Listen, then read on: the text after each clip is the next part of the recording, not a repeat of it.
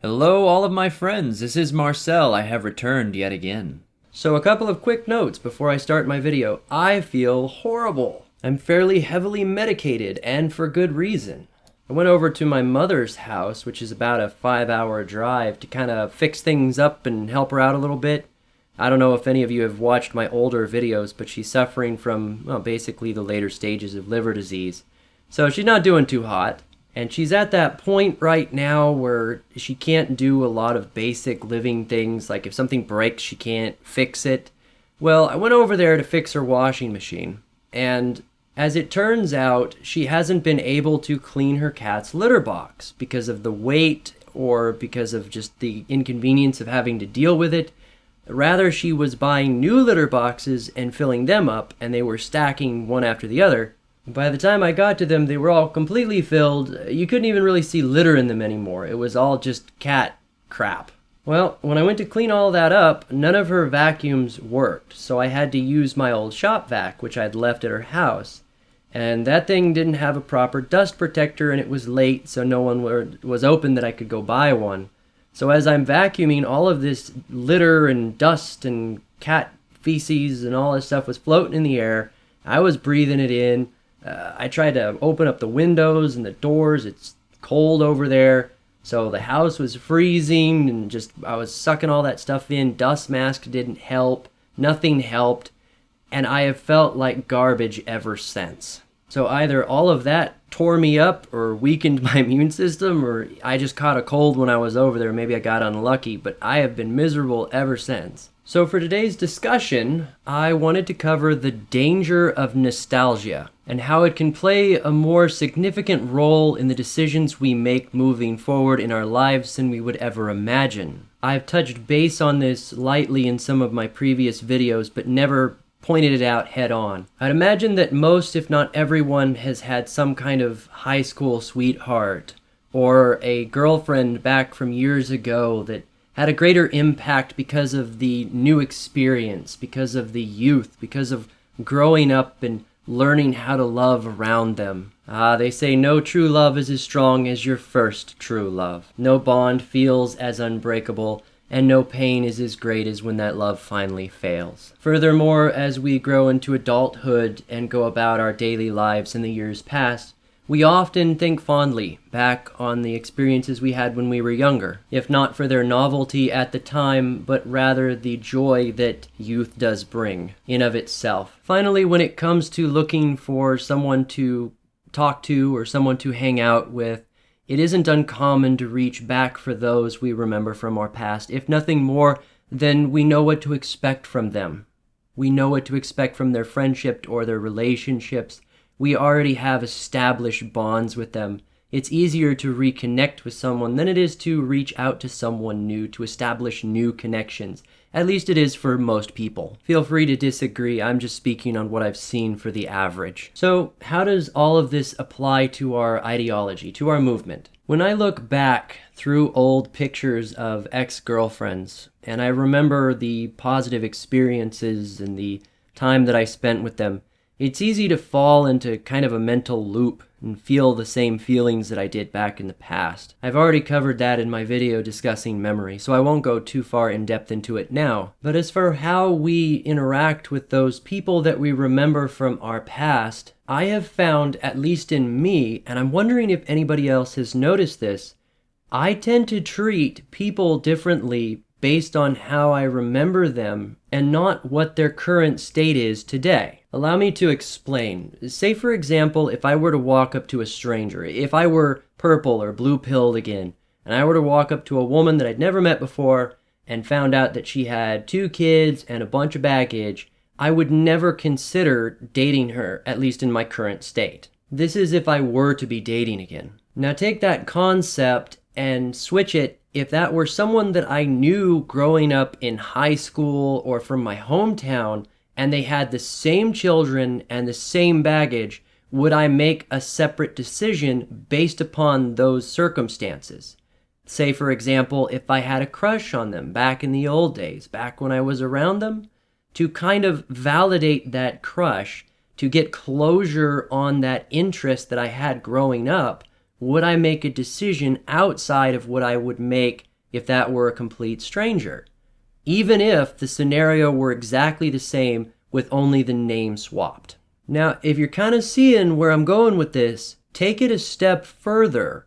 I have noticed in myself that I will seek out behaviors, appearances, clothing types, even just, basic things that resemble people that I've dated in the past.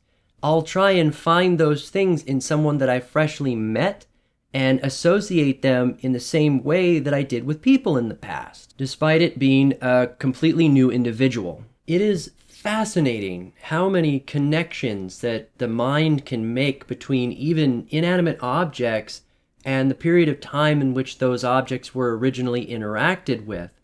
Kind of an oddball example, I recently got back into woodworking, and some of the old woods that I haven't cut or worked with in 15 years, 10 years, have an odor to them that when I was working with them now reminded me of experiences I had when I was hanging out with girls back when I was 15. Before you think I'm crazy, rosewoods and certain kinds of foreign exotic woods have a very specific odor to them. It's not something you would smell every day. The point is that if a person's mind can make connections between something as, silly, as frivolous as the smell of a type of wood, then it'd be ridiculous to not think that there wouldn't be connections with almost anything else that we do on a day-to-day basis. So what's my point with all of this?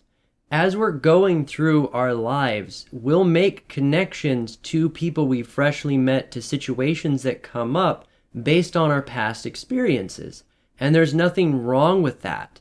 But what we need to watch out for is attributing characteristics or behavioral expectations or even feelings to things that we see that simply remind us of fond memories of the past. Some of these connections we may not even realize are there until we stop and consciously consider why we think the way we think or feel the way we feel about something that's happening in the present day. Now, maybe this doesn't apply to every situation that comes up on a daily basis, but an extreme example would be, is it harder as a male to say no to a girl who's hitting on you that you had a crush on back in high school? Even just someone that you knew from your past. Unless the experience of knowing them ended horribly, which is the case sometimes, it can be extremely hard. I've had some situations pop up even recently where I've been presented those kind of problems and I've had to, kind of stand my ground with a solid no. And it wasn't as easy as it should have been given my red pill background. Mostly because of that feeling of nostalgia, that remembrance of the positive times that I'd spent with that person, regardless of whether or not we'd actually dated.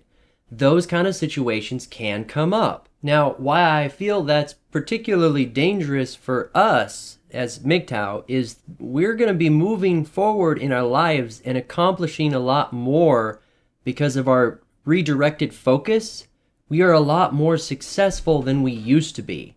And people around us are, they're going to notice that. A lot of individuals from our past, and not necessarily girlfriends, this could be family members looking to take advantage of our success, or it could be, old friends wanting to reconnect based upon their own goals and ambitions. Not all of it necessarily bad, but there is one specific situation whereas the woman that said no several years ago, several kids ago, all of a sudden is going to see this surge of success and turn around and, whether intentionally, subconsciously, or otherwise, take that nostalgia, that "don't you remember me?"